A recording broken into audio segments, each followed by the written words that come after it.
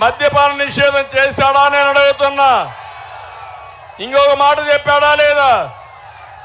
మద్యపాన నిషేధం చేయకపోతే ఓటు అడగనని చెప్పాడా లేదా? ఎందుకు అడుగుతున్నా ఓటు? ఓటు అడగనని చెప్పావు. ఇప్పుడు ఓటు అడిగే హక్కు నీకుందా అని నేను అడుగుతున్నా మిమ్మల్ని అందరినీ. నేను అడుగుతున్నా, ఏం తమ్ముళ్ళు, మద్యం మా మందుబాబులు కూడా ఉంటారు కొంతమంది ఇక్కడ.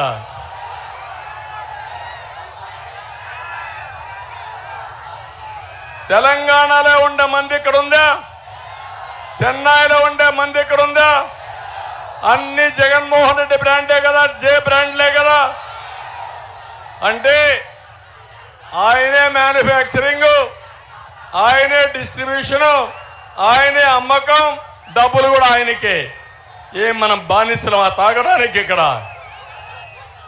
నేను అడుగుతున్న 60 రూపాయలు క్వార్టర్ బాటిల్ ఎంత తమ్ముళ్ళు? ఇప్పుడు 200 రూపాయలు కదా. ఆ క్వార్టర్ బాటిల్ మా తమ్ముడు తీసుకొచ్చాడు.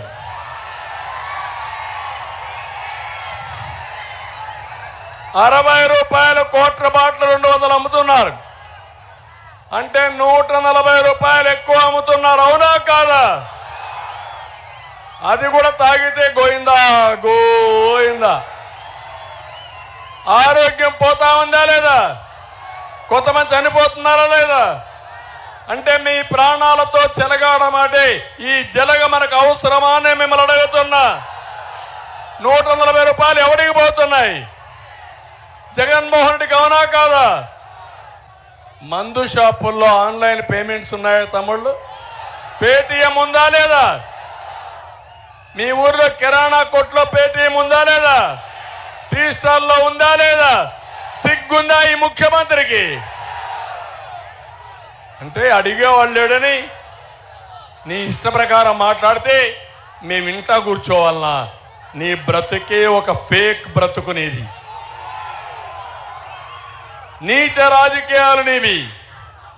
ఆ నీచ రాజకీయాలకు నేను ఒకటే అడుగుతున్నా, అందరిలో అసంతృప్తి ఉందా లేదా అని మిమ్మల్ని అడుగుతున్నా. ఉందా లేదా? అన్ని వర్గాలు నష్టపోయారా లేదా? రైతులు నష్టపోయారా లేదా? రైతు కూలీలు నష్టపోయారా లేదా? చిరు వ్యాపారస్తులు నష్టపోయారా లేదా? తమ్ముళ్ళు, ఇసుక దొరుకుతా ఉందా మీకు? దొరుకుతా ఉందా? నేను పోయినసారి ఇక్కడికి వచ్చాను, డంపులు చూశారు. ఒక కొండలుగా తయారు చేశారు. అక్కడ నిలబడుకొని ఛాలెంజ్ చేశాను, ఎవడు రమ్మని. ఎవడు రాలా, పారిపోయారు. సిగ్గు కూడా లేదు. తర్వాత కూడా అమ్ముతూనే ఉన్నారు. తూర్పుగోదావరి జిల్లాలో ఇసుక దొరుకుతుంది. కానీ వీళ్ళు వచ్చినాక మీకు ఇసుక దొరికిందా? నేనున్నప్పుడు 1000 రూపాయలు ఒక ట్రాక్టర్. ఇప్పుడు ఎంత ఒక లారీ? ఒక ట్రాక్టర్ ఎంత ఇప్పుడు? 5000. అవునా కాదా? ఎవడికి పోతుంది డబ్బులు?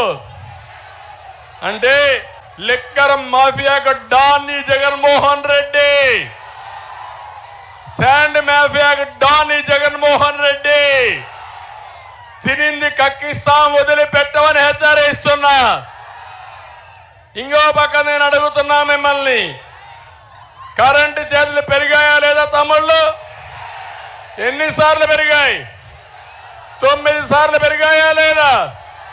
200 రూపాయల బిల్లు ఎంత వస్తా ఉంది ఇప్పుడు?